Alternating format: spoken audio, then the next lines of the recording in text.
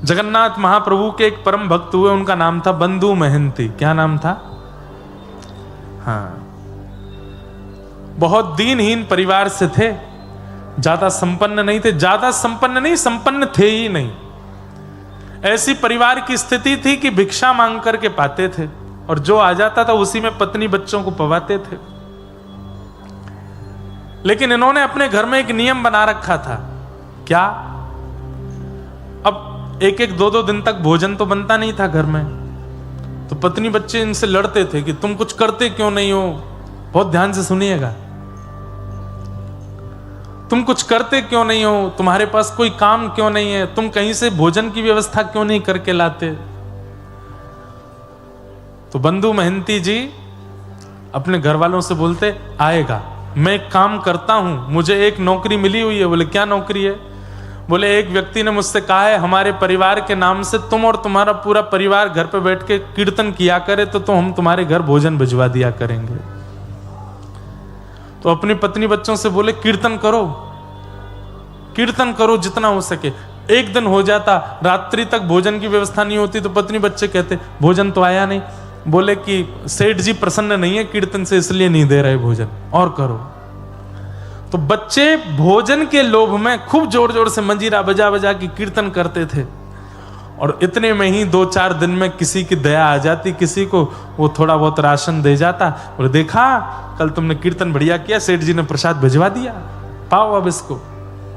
बच्चे लोग पाते, आराम करते, पत्नी भी प्रसन्न हो जाती। फिर भूख लगती तो कहते भजन करो, भजन करोगे तभी आएगा। तो भजन का लोभ दे करके पत्नी बच्चों से भोजन का लोभ दे के भजन करवाते थे। बंधुओं, जिनके घर में बच्चे या फिर संबंधी जन ठाकुर जी का स्मरण नहीं करते, उनको ऐसे बहाने ढूंढने चाहिए भजन करवाने के। हम कह रहे हैं झूठ बोल के ही सही, कह दो उसको, बोले सुन तू चाहता है ना कि तेरा ब्याह उससे हो जाए? बोले हाँ चाहता तो हूं। एक ज्योतिषी जी ने बताया। बोले क्या? बोले दोनों भुजा उठा के उछल उछल के हरि नाम संकीर्तन करेगा तब तेरा ब्याह होगा। मांस मच्छी छोड़ देगा, भगवान का नाम जब शुरू कर देगा, सिर पर ब्रह्म तिलक धारण करेगा, ठाकुर जी का चंदन लगाएगा, तो उससे ब्याह होगा।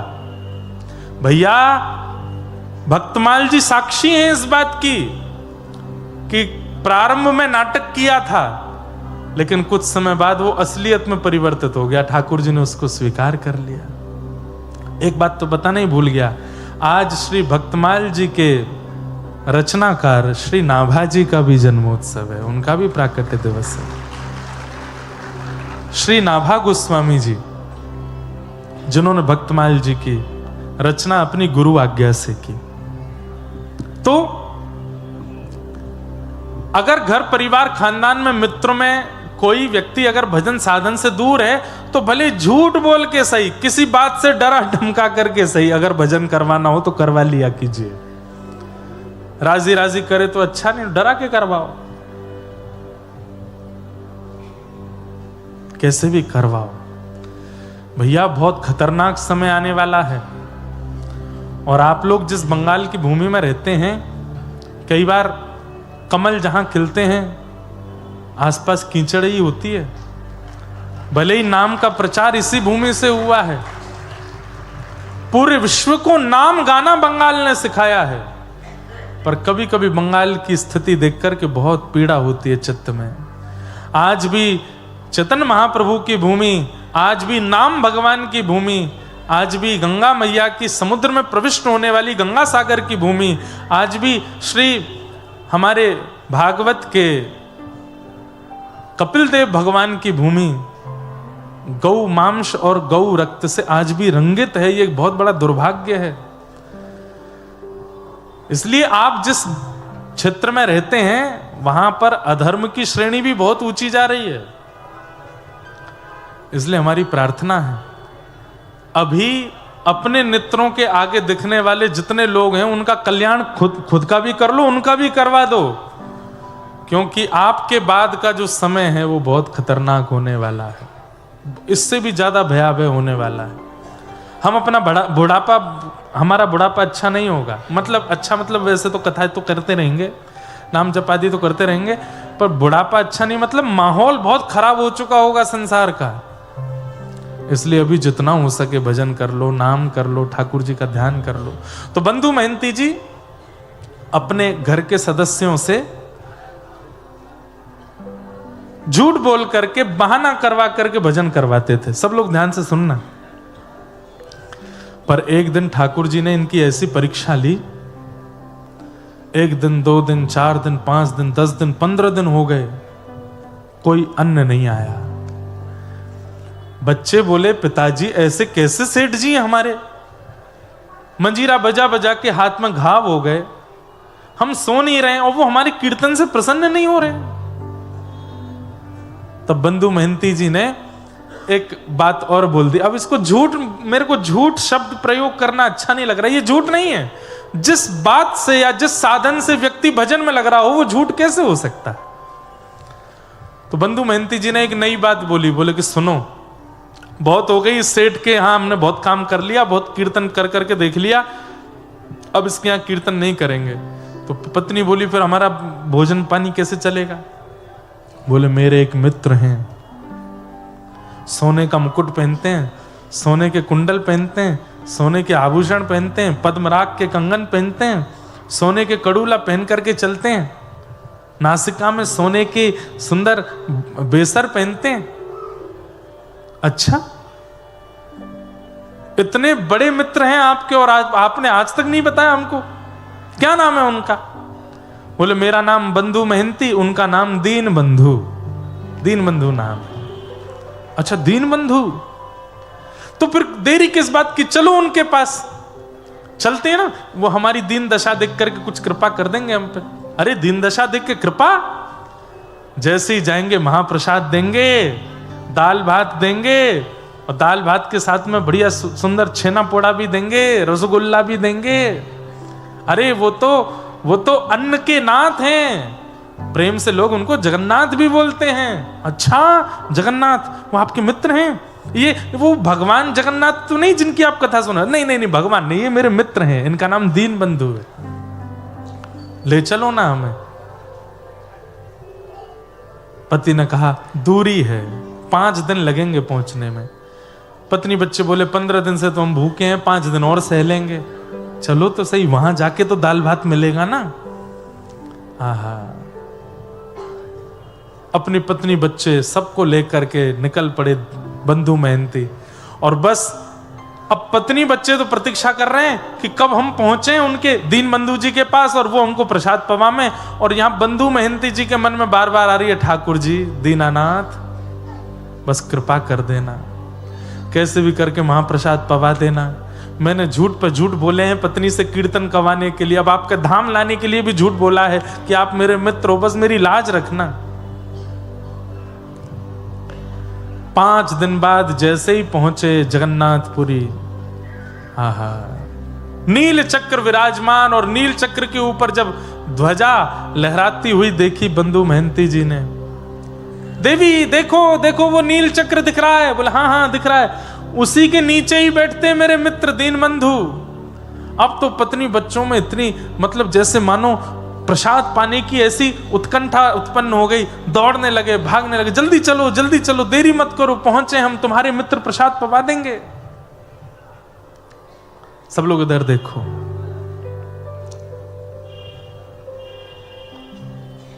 पहुंच गए।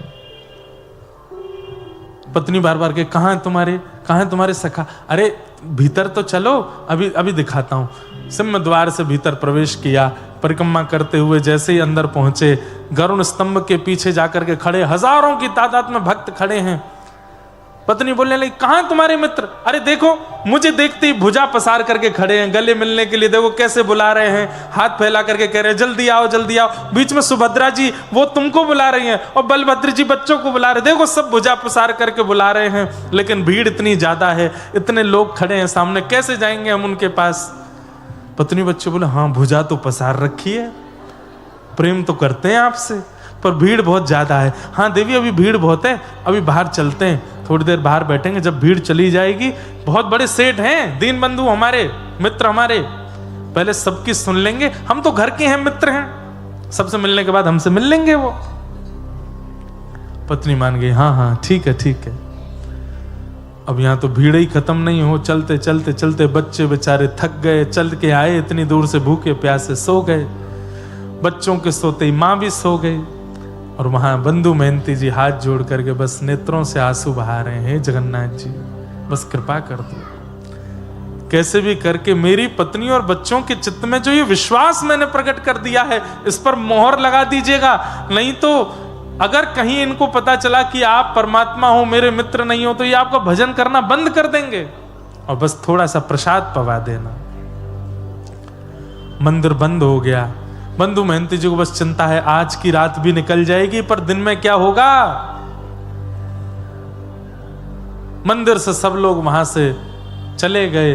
बंधु मेहनती जी पीछे अपनी पत्नी बच्चों को संग लेके चिंता में बैठे हैं, नील चक्र की ओर देख रहे हैं। ठाकुर जी को दया आ गई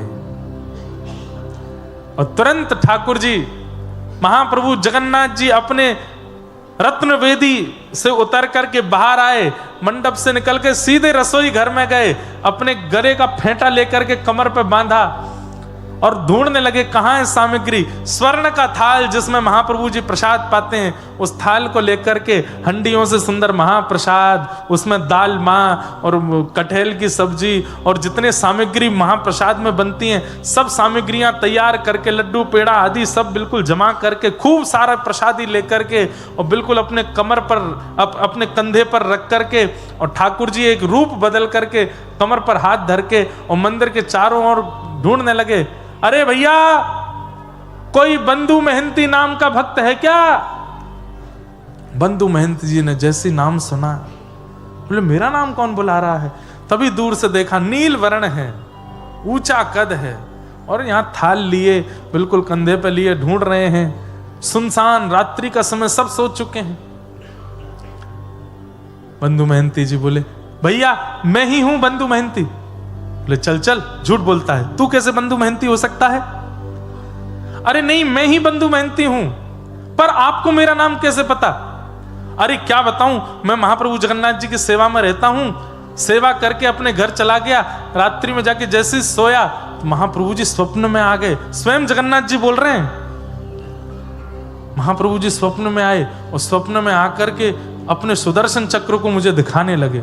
बोले मेरा सखा आया है, मेरा मित्र बंधु मेहनती आया और अभी तक भूखा बैठा है, उसको किसी ने महाप्रसाद नहीं पवाया, तुम जाके उसको महाप्रसाद पवाओ, नहीं तो मेरा सुदर्शन चक्र चला कर जल करके पूरे तीर्थ क्षेत्र में जितने लोग हैं सबका वध कर देगा। डर के मारे भैया मैं तो आया हूं, पर तुम सखा तो लगते नहीं उनके। बंधु मेहनती जी रोने लगे, बोले मैं ही सखा हूं, मैंने उनको हृदय से सखा माना है। अच्छा तुम सखा हो? बोले हाँ। तो पूरे विश्व को पता है कि उनका नाम जगन्नाथ है, लेकिन उन्होंने मुझे स्वप्न में बताया था कि तुम इन्हें किसी और नाम से पुकारते हो, वो नाम बताओ। बंधु मेहनती जी बोले दीन बंधु। जैसे ही कहा दीन बंधु, ठाकुर जी थाल लेकर, अरे हाँ यही तो नाम है उनका, यही तो नाम बताया था। पूरा विश्व उनको जगन्नाथ कहता है, पर वो स्वप्न में बोल के गए थे, मेरा मित्र बंधु मेहनती मुझे दीन बंधु बोलता है। बंधु मेहनती जी बोले सच में उन्होंने आपसे स्वप्न में कहा कि मैं उनका सखा हूं? बोले हाँ मुझे बोल के गए। बोले एक बात सुनेंगे? बोले क्या? मेरी पत्नी बच्चों को बता दोगे यही बात बिल्कुल कि मैं उनका सखा हूं, ऐसा उन्होंने बताया। पत्नी बच्चों को उठाया रात्रि पे और देखो देखो कौन आया, और इनको पूरी बात बताओ, बस इनके चित्त में ये विश्वास प्रकट करा दो कि वो मुझे अपना सखा मानते हैं। बोले कि हाँ उन्होंने सखा माना है और ये प्रसादी भेजी है। प्रसादी पे से वस्त्र हटाया, आहा इतना प्रसाद, अद्भुत प्रसाद। बंधु मेहनती जी और पूरा परिवार ठाकुर श्री जगन्नाथ जी के निज थाल में बैठ करके पा रहे हैं। और इतने में जगन्नाथ जी बोले अच्छा मैं चलता हूं, मेरे जाने का समय हो गया, सुबह उठ करके थाल धो धा करके भीतर दे जाना, ठाकुर जी का है। बंधु मेहनती जी बोले ठीक है। ठाकुर जी जाकर के व्यवस्थित हो गए। यहां सुबह जैसे ही द्वार खुले और ठाकुर जी का मंगला भोग लाने के लिए थाल ढूंढा गया, थाल ही नहीं मिले। कैसे ठाकुर जी खेलते हैं। पूरे जगन्नाथपुरी में हल्ला हो गया, ठाकुर जी का रत्न थाल खो गया, ठाकुर जी का रत्न थाल किसी ने चुरा लिया। इतने में बंधु महंती जी बढ़िया मांज मूंज करके, बढ़िया साफ करके और सिर पर धर के थाल लेकर के आ रहे थे। जैसी थाल पर दृष्टि पड़ी, सब पुजारी दौड़े, ए तो जगन्नाथ महाप्रभु का थाल है, तुम कहां से लेकर के गए? बोले रात में इसी में तो महाप्रसाद पाया था हमने। एक पुजारी जी थे, लंबे से चौड़े से, नीले नीले से, वही दे के गए। पुजारियों ने कहा ये झूठ बोल रहा है, ये चोरी करके थाल भागा, लेकिन श्री क्षेत्र से बाहर जाने पर कोई अड़चन आ गई होगी इसलिए वापस करने आ गया है, इसको पकड़ लो, बंदी बना लो। पकड़ करके बंदी बना करके खूब मारा, इतना मारा इतना मारा, बोले चोर चोरी करता है। बंधु महंती जी के तो नेत्र बंद हो गए। वाह जगन्नाथ महाप्रभु, बड़ी कृपा, बड़ी कृपा। रात में आकर के मुझे महाप्रसाद पवाते हो, अपना सखा बताते हो, अपने थाल में भोजन कराते हो, खुद ही कह जाते हो कि सुबह आके दे जाना, और मैं देने आया तो मेरी पिटाई करवा रहे हो। ठाकुर जी ने तुरंत पुरी के राजा को स्वप्नादेश किया कि मेरा सखा है बंधु महंती, उसको पुजारी लोग मार रहे हैं, तुम जाकर के अभी रोको, और उसको जो दंड दिया है, उसको जो पीड़ा दी है, उसकी भरपाई करो। बोले क्या? आज के बाद जब तक जगन्नाथपुरी में मैं विराजमान हूं, तब तक हमारे मंदिर में जितनी चढ़ोतरी आती है, जितना धन आता है, जितनी संपत्ति आती है, सबका कारोबार देखने की जिम्मेवारी बंधु महंती को दे दो।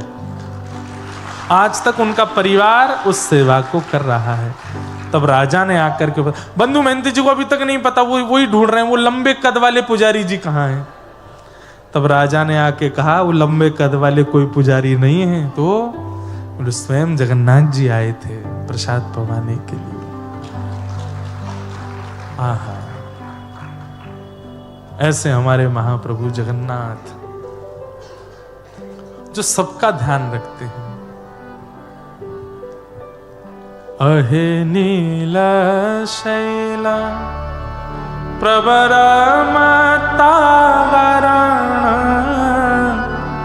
प्रबलमतावरण